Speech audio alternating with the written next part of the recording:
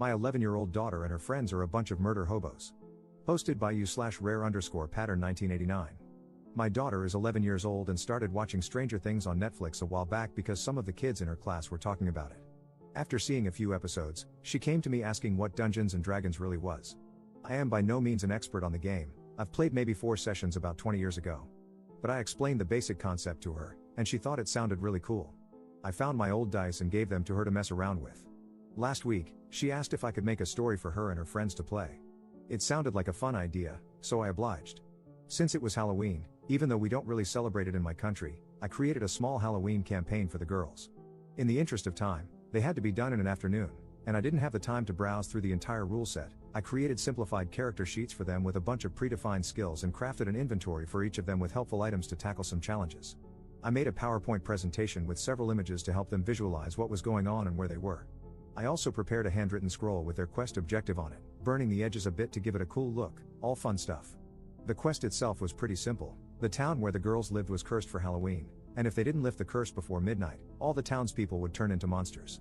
To prevent this, they needed to gather 3 ingredients from around the town and then head to the center of the haunted forest, where a witch would craft a spell to lift the curse.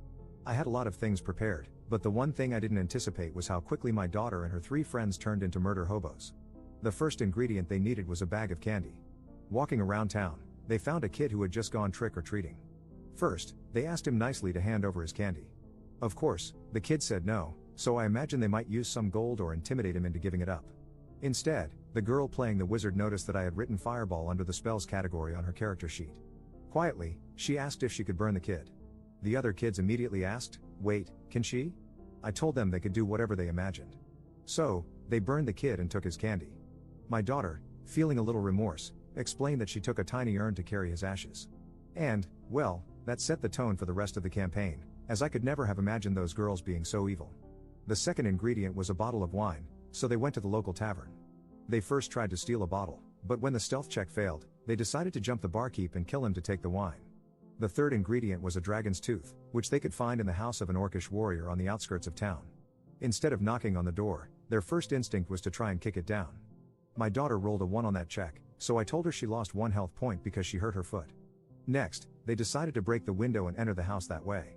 Of course, the orc wasn't happy with adventurers breaking into her home and attacked them on sight. They cast a sleep spell on her, tied her up with the rope they had, and took the tooth. They also decided her armor and axe were cool, so they stripped her and looted her house, leaving a naked, tied-up orc behind. At the edge of the forest, they encountered a ghost. The idea was for the girls to discover that the ghost was afraid of the dark and help him quell his fears by using either the light spell on the wizard's sheet or a candle from the cleric's inventory. After some discussion, they noticed the ghost's image on my PowerPoint, a ghostly figure dressed in a white cloak. "Maybe we should just set his cloak on fire," they giggled. So the ghost ran away, burning, and revealed the path to the haunted forest. The encounters in the forest didn't go as planned, either. They first encountered a group of skeletons dancing around a bonfire. The skeletons invited them to join their Halloween ritual dance, promising a reward. I had prepared music for this encounter, a song my daughter often dances to, and the girls immediately got up from the table to perform the dance. After completing it, the skeletons showed them the path deeper into the forest. However, the rogue asked why they weren't getting a proper reward. When the skeletons explained that revealing the path was the reward, the girls didn't like the answer and decided to teach them a violent lesson. Where I underestimated their desire for murder, I overestimated their intelligence. They arrived at a pond, where a water spirit gave them a riddle. Solving it would earn them a magical medallion to open a portal later in their quest. The riddle's answer was river, and I gave them multiple hints, emphasizing the water spirit. They still didn't get it, and when they were about to resort to alternative solutions, my wife, who had been listening in, yelled, "It's a river, you idiots." They giggled and happily accepted the medallion.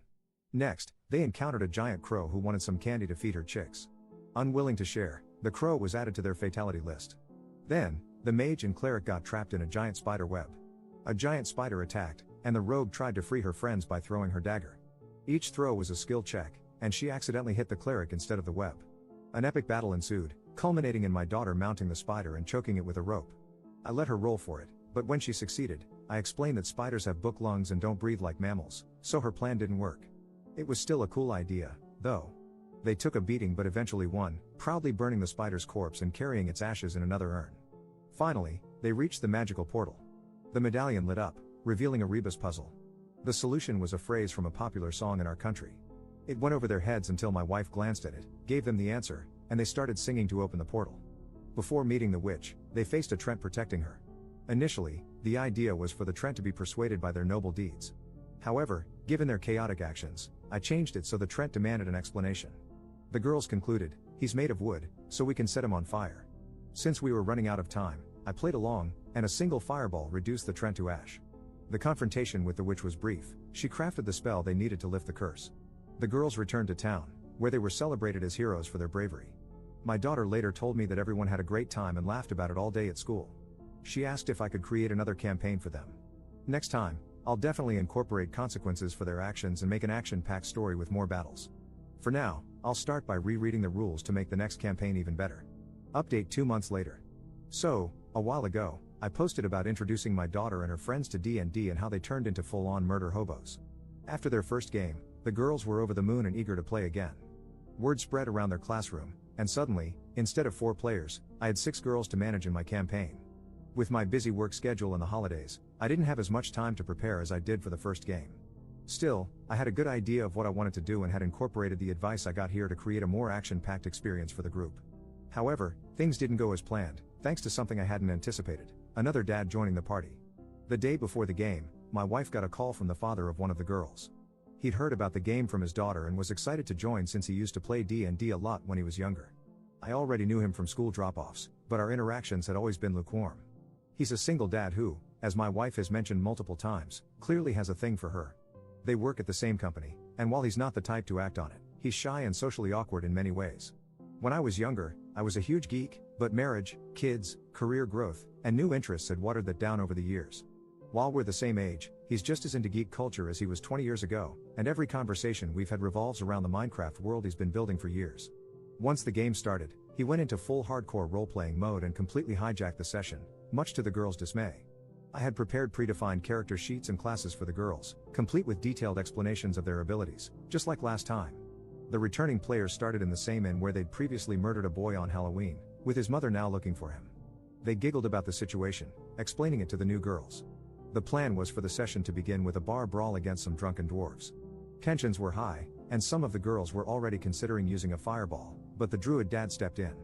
He diffused the situation by charming the dwarves, buying them beer, passing all the charisma checks, and peacefully settling things. Since my plan had been for the girls to find a quest-related note on one of the dwarves' mangled bodies, I had to improvise and introduced a mailman to deliver the note instead. The note invited them to meet someone at a house near the old watermill, promising a great adventure and information about a hidden treasure. Along the way, they were attacked by wolves, time for their first combat.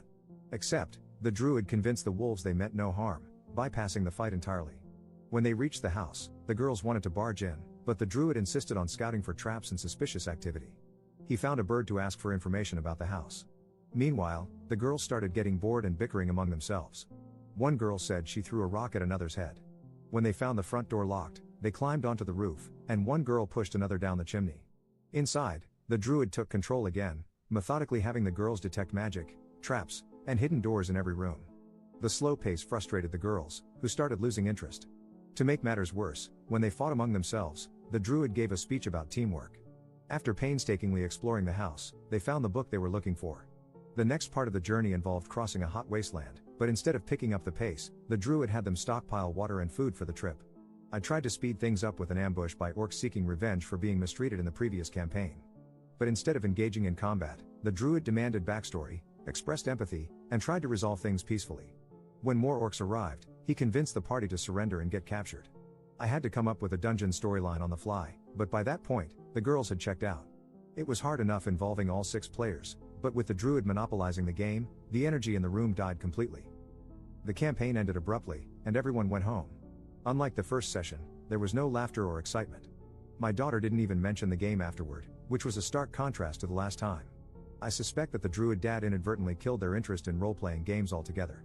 What the girls wanted was a fun, action-packed adventure of kicking tail and taking names, but his complex role-playing and methodical gameplay completely derailed the experience. Op in the comments. I am just going to check with my daughter and see what she wants to do. With any other dad, it wouldn't have been much of an issue. You grab a beer out of the fridge during the toilet break, and it's solved in 30 seconds.